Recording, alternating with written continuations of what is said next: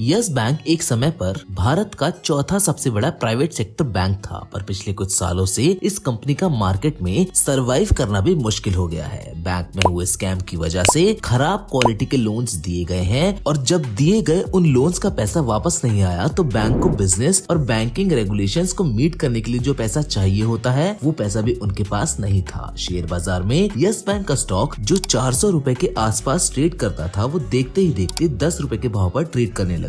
पर दोस्तों मजे की बात तो ये है कि जो शेयर एक साल पहले तक 10 के भाव पर ट्रेड कर रहा था वो पिछले कुछ हफ्तों से तेजी का माहौल बनाए हुए है और आज के दिन वो शेयर 17 रुपए के आसपास ट्रेड कर रहा है। क्या इस बैंक में अब कुछ अच्छा हो रहा है या फिर ये खाली एक स्पेक्युलेटिव मूव है? लेकिन सबसे पहले हमें इस बैंक से जुड़े स्कैम के बारे में जानना होगा, जिसके बाद हम जानेंगे कि स्कैम के बाद आखिर क्या हुआ और एंड में हम आपको हमारी एनालिसिस के हिसाब से इस शेयर के पॉजिटिव मूवमेंट का कारण भी बताएंगे। तो कहानी शुरू होती है 2015 में जब आरबीआई ने asset quality review programme start किया था, जिसमें वो हर बैंक को अपने लोन बुक्स दिखाने को बोल रहे थे, जिससे आरबीआई समझ पाए कि बैंक्स कैसे बोरोवर को लोन दे रही थी। इस प्रोग्राम के तहत आरबीआई को समझ आया कि यस बैंक ऐसी कंपनीज को लोन दे रही थी जो कभी भी बैंकरप्ट हो सकती थी। अगर बात यस बैंक के लोन बुक की करे तो उन्होंने पूरे लोन में से 11.5% लोन तो उन दो कंपनीज को ही दे रखा था जिनकी क्रेडिट रेटिंग एजेंसीज के हिसाब से क्रेडिट क्वालिटी काफी पुअर थी।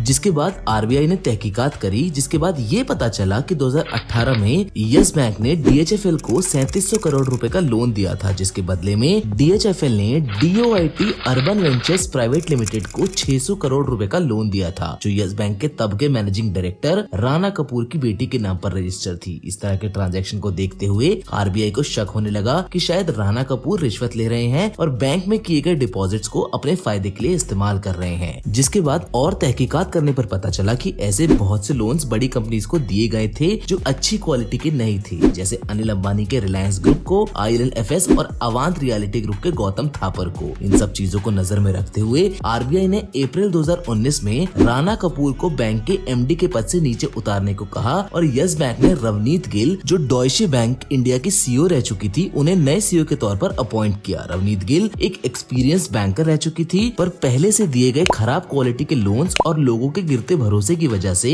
वो यस बैंक के ढलते बिजनेस को नहीं संभाल पाई और यस बैंक की लिक्विडिटी धीरे धीरे खत्म होने लगी। बैंक लगातार कोशिश कर रहा था कि वो शेयर्स या डेट इशू करके बिजनेस को संभाल ले। ये सब चल ही रहा था जब 26 अप्रैल 2019 में यस बैंक ने अपना पहला क्वार्टरली लॉस बुक किया। ये सब देखकर लोगों का भरोसा गिरने लगा, जिसके कारण उन्होंने बैंक में से अपना पैसा निकालना शुरू कर दिया। बिगड़ते हालात को देखते हुए आरबीआई ने ex deputy governor of RBI mister Rama Subramaniam को यस बैंक के बोर्ड में बिठा दिया ताकि उन्हें बैंक की इंटरनल वर्किंग समझ में आए। इसी दौरान गिल प्राइवेट इक्विटी फर्म्स और स्ट्रेटेजिक इन्वेस्टर से बात कर रहे थे जिससे बैंक एडिशनल कैपिटल उठा सके और इसी बीच 31 अक्टूबर 2019 में खबर आती है कि बैंक को नए इन्वेस्टर्स मिल गए हैं, जिनसे डिस्कशन भी चल रहा है। और ये खबर सुनने के बाद बाजार में यस बैंक का शेयर एक दिन में 35% रैली कर जाता है, लेकिन आखिर में ऐसा कुछ नहीं होता है और 5 मार्च 2020 को सरकार यस बैंक को मोराटोरियम के अंदर डाल देती है, जिसके तहत कंपनी की लगाम आरबीआई के हाथ में चली जाती है और डिपॉजिटर्स को सिर्फ 50,000 रुपए निकालने की अनुमति दी जाती है। तो दोस्तों ये थी 2020 तक की कहानी, जिसमें कंपनी के साथ काफी बुरा हुआ था। पर यहाँ से कहानी में ट्विस्ट आता है जब सरकार यस बैंक को बचाने के लिए रिकंस्ट्रक्शन प्लान तैयार करती है। इस रिकंस्ट्रक्शन प्लान के तहत सबसे पहला बदलाव सीईओ के पद का हुआ, जिसमें रवनीत गिल को हटाकर प्रशांत कुमार, जो स्टेट बैंक ऑफ इंडिया में डेप्यूटी मैनेजिंग डायरेक्टर और सीएफओ के पोजीशन पर थे, उन्हें यस बैंक का नया सीईओ बनाया गया। इस रिकंस्ट्रक्शन प्लान का दूसरा हिस्सा था कैपिटल इन्फ्यूजन। यस बैंक जो बहुत टाइम से कैपिटल रिक्वायरमेंट प्रॉब्लम से जूझ रहा था, अचानक से उसे बड़े इन्वेस्टर्स मिल जाते हैं, जो पब्लिक सेक्टर बैंक्स का लीडर एसबीआई था, जिसने 7,250 करोड़ का इन्वेस्टमेंट किया, जिसके बदले में वो कंपनी का 30% मालिक बन गया। ये देखते हुए दूसरे प्राइवेट सेक्टर बैंक्स जैसे ICICI bank, HDFC bank, Kotak bank, axis और बंधन बैंक ने भी यस बैंक में 3400 करोड़ रुपए इन्वेस्ट कर दिए, जिसकी वजह से टोटल इन्वेस्टमेंट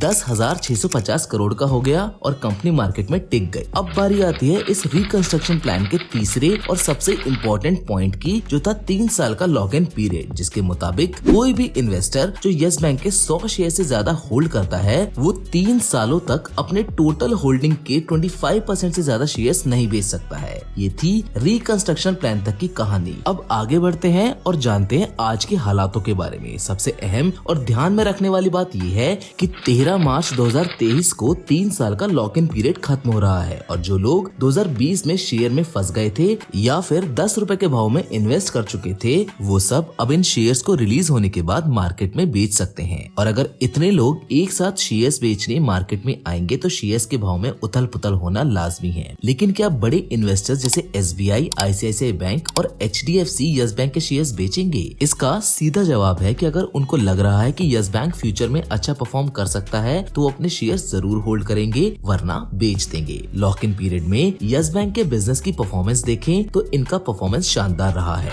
2020 में कंपनी का नुकसान 16,400 करोड़ का था और 2022 में 1,060 करोड़ का प्रॉफिट है। डिपॉजिट बुक्स पर नजर डालें तो 2020 में डिपॉजिट बुक का साइज ₹1,05,000 करोड़ का था और 2022 में डिपॉजिट बुक का साइज 1,97,000 करोड़ का हो गया है। मतलब 3 सालों में कंपनी ने वापस लोगों में भरोसा बनाया है, जिससे लोग अब वापस यस बैंक में अपनी सेविंग्स डाल रहे हैं और उनका बुक साइज 3 सालों में ऑलमोस्ट डबल हो गया है। अगर बात खराब लोन्स की भी करें तो यस बैंक ने अपने सारे खराब लोन्स, जिसकी वैल्यू 48,000 करोड़ की थी, JC flowers asset reconstruction company को ₹11,200 करोड़ में बेच रहे हैं, जिसके बाद कंपनी का ग्रॉस NPA 2% के नीचे आ जाएगा, जो एक प्राइवेट बैंक के लिए बहुत अच्छा माना जाता है। तो दोस्तों, हमारे एनालिसिस के मुताबिक ये थे कुछ कारण जिसकी वजह से यस बैंक का शेयर 10 रुपए से वापस 17 रुपए तक आ गया है। अब बस देखना ये है कि क्या बड़े बैंक्स अभी भी अपनी पोजीशन बैंक में होल्ड करेंगे या फिर उसे बेच देंगे। हमें आप अपने व्यूज कमेंट सेक्शन में जरूर बताएं, क्योंकि आज की हमारी वीडियो में बस इतना ही। So well that being said, it's time to wrap up our video. लेकिन हम आपसे फिर से जरूर मिलेंगे एक और नई इंटरेस्टिंग कहानी के साथ। लेकिन तब तक के लिए धन्यवाद।